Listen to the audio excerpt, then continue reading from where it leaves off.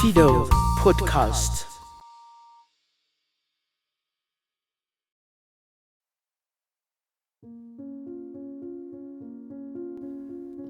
سلام كبرات سمعتي أبزا فيديو زيا عن نصاصا هاجر إسرائيل زنت بتحستو تداليلكم عنلو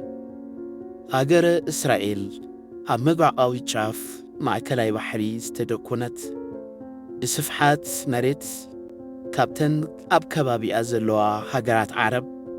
أزيا زناست هاجر إيا يخون إمبر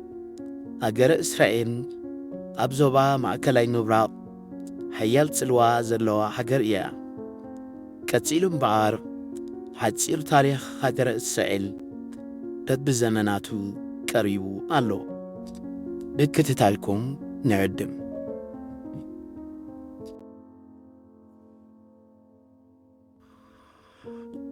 حتصير تاريخ هاجر إسرائيل مبزحتو جزي كدستي مدري تبايلا تتصواع مدر إسرائيل ناشحات عامتات زتنح تاريخ زلوا كوينا نس ترخاتات أيهودناتن كريستنان اسلمنان بعمكوت زتحاوست إيا زانتاات انتاوي مبقول زلوا كوينو بزمانات ناتسنتن مجزاتن زتللي كمؤون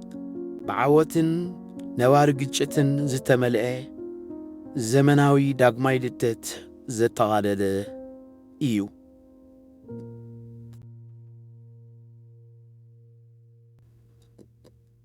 تنتاوي سورن نتحف قدساوي نجمرتان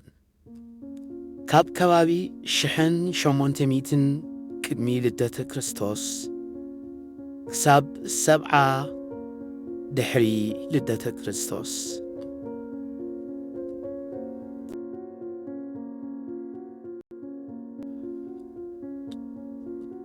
قدامي تاريخ إسرائيل بغندو كان متحف قدساوي تصبصابات زتوسد كوينو باتريارك أبراهام أب كبابي شحن شمونتميتن كدمي لدت كريستوس ناب كنعان زقبرو قعزو زقلت إيو عمونغو أملاخن هزبي أيهودن قال كيدان كم زتمسرت دما يحبر يسحاقن يعقوبن حويسو زرؤو نتم 12 نجد أقومه روسين إسرائيلاويان أب جبتي أبارنت دحري متصنحهم عوزة ساعات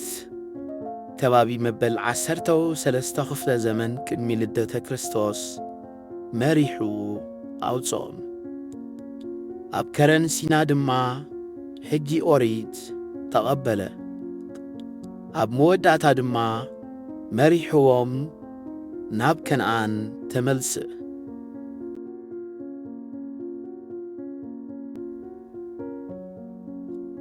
دحري مورار كنعان زمن مسافنتي تباهيلو زفلت حنتات سعبة أزي زمن أزي زي تماكلة حبرتسب عريتات دك إسرائيل إيو زدلة عب تحتي نقص ساول سمور نقسنت دحرينا مسرات تهيرو دما نقسنت نقص داويتن نقص سولومنن ورقاوي زمن كوينو نعامتات كتسألة داويت نيروساليم رأسا ختما جيرو مسرتا سلومون دما نتا منفساوي لبي هزبي أيهود زغنت كدابيتي بيت مقدس هانتسا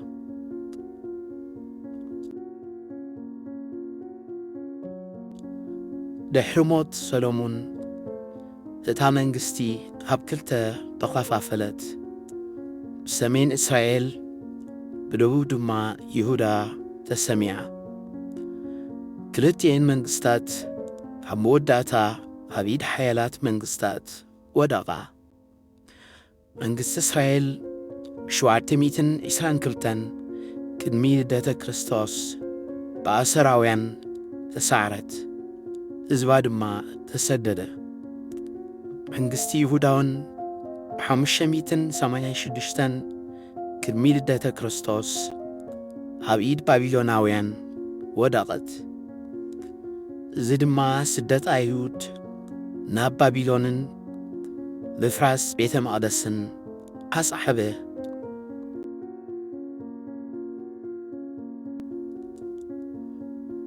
ብ539 ቅድሚ ልደተ ክርስቶስ ፋርሳውያን ንባቢሎን ምስ ወረሩ ኣይሁድ ናብ ይሁዳ ተመሊሶም ንቤተ መቕደስ ከም ብሓድሽ ክሃንጹ ኸኣሉ እዚ ስዒቡ ድማ ሓደ ርኡይ ነጥበ ቀይሮ ተኸተለ ኣብዚ እዋን እዚ እተፈላለየ ናይ ኣይሁድ ሰውራዊ ምልዕዓልን ብራኸ ሃይማኖታዊ ትምህርትታትን ብብዝሒ ተራየ ብድሕሪኡ እታ ምድሪ ኣብ ትሕቲ መግዛእቲ ግሪኽ ኣተወት እዚ ድማ ኣብ ካልኣይ ክፍለ ዘመን ቅድሚ ልደተ ክርስቶስ ናብ ናዕቢ ማካባውያንን ንሃሳት ሓደ ዘመን ዝጸንሐ ናፃ መንግስቲ ሓስሞናውያንን ንምቋም ምኽንያት ኮነ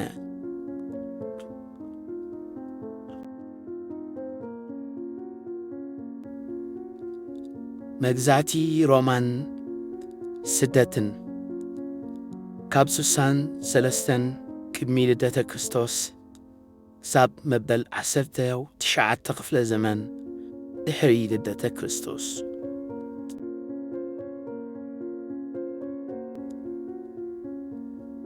ብ63 ቅድሚ ልደተ ክርስቶስ ግዛት ሮማ ንይሁዳ ስዒሩ ንምድረ እስራኤል ኣብ ትሕቲ ግዛቱ ጸንበራ ድሕሪ ድማ ናይ ባይዛንታይን መግዛእቲ ጨመረ ግዛት ሮማውያን ሓያሎ ናዕብታት ኣይሁድ ኣስዒቡ ብፍላይ ድማ ዓብዪ ናዕቢ ተባሂሉ ዝፍለጥ ካብ 66 ድሕሪ ልደተ ክርስቶስ 73 ድሕሪ ልደተ ክርስቶስ ኮይኑ ውፅኢቱ ምብራስ ካልኣይ ቤተ መቕደስ ብ70 ዓመተ ምህረት ድሕሪ ልደተ ክርስቶስ ድሕሪ ልደተ ክርስቶስን ስደትን ኣስዓበ ካብ 132 ክሳብ 135 ድሕሪ ልደተ ክርስቶስ ዝተረኣየ ባር ኮኽባ ዝተሰምየ ዓብዪ ሰውራ ኣይሁድ እውን ቀፂሉ ተጨፍለቐ እዚ ኸኣ ነቲ ናይ ኣይሁድ ፋሕፋሕ ምባል ዝያዳ ኣደላድሎ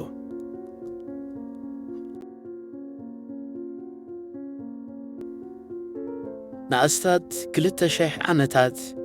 መብዛሕትኦም ኣይሁድ ካብ ዓዶም ወፃኢ ይነብሩ ነበሩ ዋላ እኳ ቐጻሊ ህላው ኣይሁድ ኣብታ ሃገር እንተነበረ እቲ ብሮማውያን ፓለስቲና ተባሂሉ ዝተሰምየ ዞባ ብዝተፈላለዩ ይእዳው ሓለፈ ንኣብነት መግዛእቲ ባይዛንታይን ዓረብ ኣብ 7ይ ክፍለ ዘመን ድሕሪ ልደተ ክርስቶስ መስቀላውያን ካብ መበል 11 ክፍለ ዘመን ክሳብ 13 ክፍለ ዘመን ድሕሪ ልደተ ክርስቶስ መግዛእቲ ማምሉክ ኣብ መወዳእታ ድማ ኦቶማን ቱርኪ ካብ መበል 16 ክፍለ ዘመን ክሳብ 20 ክፍለ ዘመን ድሕሪ ልደተ ክርስቶስ ገለ ካብቶም ዝጥቀሱ እዮም ኣብዚ ኩሉ እዋናት እዚ ኢየሩሳሌም ንኣይሁድን ክርስቲያንን ኣስላምን ቅድስቲ ከተማ ኮይና ጸናሐት መብዛሕትኡ ግዜ ድማ ናይ ናዕብን መንፈሳዊ ንግደትን ማእከል ኮይና ቀጸለት መለዓል ጽዮናውነትን ስልጣን እንግሊዝን ካብ መወዳእታ 19 ክፍለ ዘመን ክሳብ 1948 ኣብ መወዳእታ መበል 19 ክፍለ ዘመን ጽዮናውነት ዝተባህለ ኣብ ፍልስጤም ዓዲ ኣይሁድ ንምስራት ዝጣበቕ ፖለቲካዊ ምንቅስቓስ ተራእየ ኣብ ኤውሮጳ እናወሰኸ ዝኸይድ ዝነበረ ጸረ ሰማያውነትን ኣፍቆት ርእሰ ውሳኔን ተደሪኹ ስደት ኣይሁድ ናብ ፍልስጤም ክውስኽ ጀመረ። ከም በዓል ቴዎዶር ሄርዘል ዝኣመሰሉ ወሰንቲ ሰባት ነቲ ዕላማ ብምድጋፍ ኣብ 1897 ናብ ቀዳማይ ጉባኤ ጽዮናውያን ኣምርሑ። ኣብ ቀዳማይ ውግእ ዓለም እንግሊዛውያን ንምድሪ ፍልስጤም ካብ ኦትማን መንዝዕዋ። ኣብ 1917 ኣዋጅ ባልፎር ኣብ ፍልስጤም ንህዝቢ ኣይሁድ ዝኸውን ሃገር ንምዃም ዝድግፍ ኣዋጅ ኮይኑ ጸደቐ። እዚ ኣዋጅ እዚ ሲቪላውያን ሃይማኖታውን መሰላት ናይቶም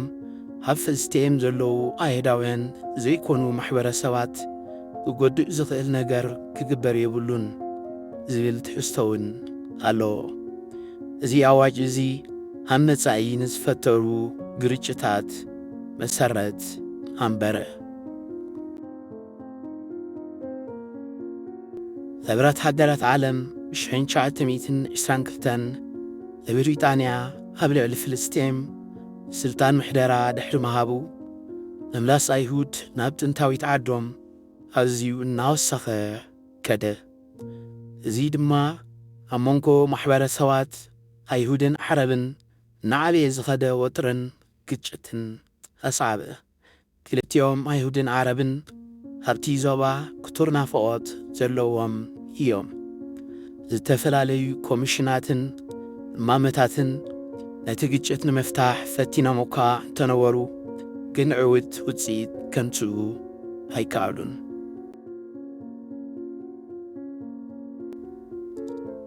ልደት እስራኤልን ቀጻሊ ግጭትን ካብ 1948 ክሳብ ሕጂ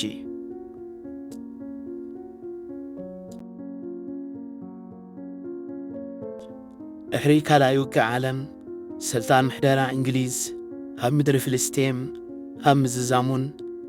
ራዕዲ ጽንተት ኣይሁድ ብናዚ ጀርመን ተወሲኾ ቅፁፅ ኣድላይነት ሃገር ኣይሁድ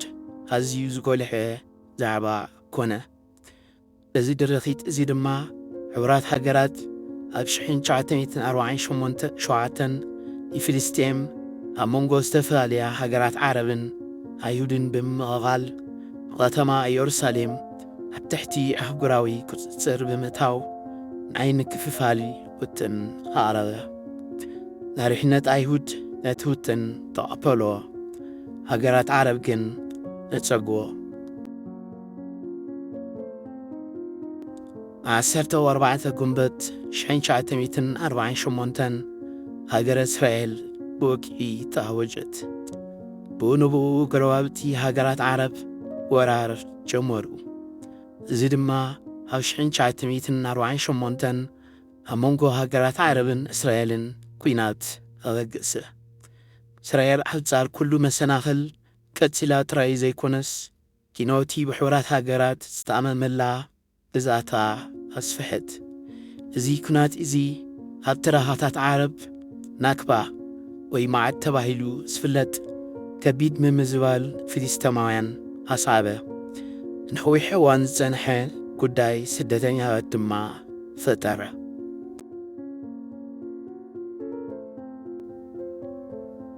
ሃገረ እስራኤል ካብ እቲ ምስረታት ሒዛ ምስ ሃገራት ዓረብ ጎረባብታ ብዙሕ ግጭታትን ውግኣትን ኣጋጢምዋ እዩ። ንኣብነት ክልውላው ስዌዝ ኣብ 1956 እስራኤል ንምዕራባዊ ገማግምን ምድረ በዳ ጋዛን ምብራቓዊ ኢየሩሳሌምን ጎቦታት ጎላን ዝሓለትሉ ኩናት 6 መዓልታት ኣብ 1967 ኩናት ዮም ኪፑር ኣብ 1973 ከምኡውን ኣብ ሊባኖስን ጋዛን ዝተፈላለየ ግጭታት ኣጋጢምዋ እዩ።